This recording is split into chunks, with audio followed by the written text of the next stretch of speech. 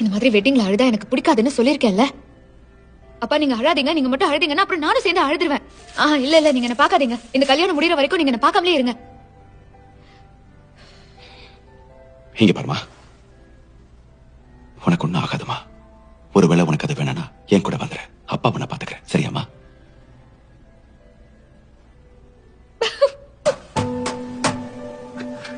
நீ இதை சாப்பிடுவல்ல, உனக்கு பிடிக்கலனா நீ சாப்பிடாத, உடனே துப்பிரு, சரியா?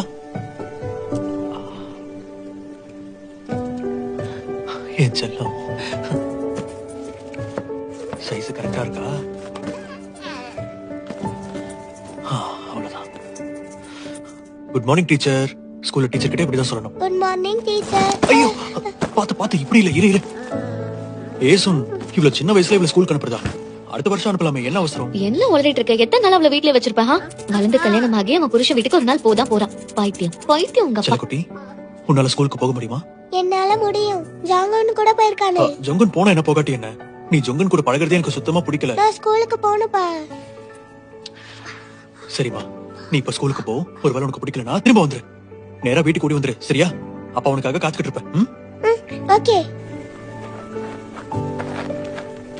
செல்லக்குட்டி, நாளைக்கு நல்ல வேகமா ஓடுவல? நான் தான் முதல் இடத்துல வருவேன். முதலமா?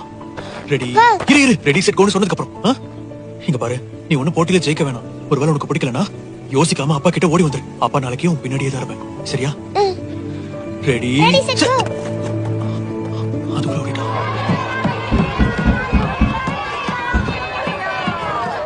வா போலாம்.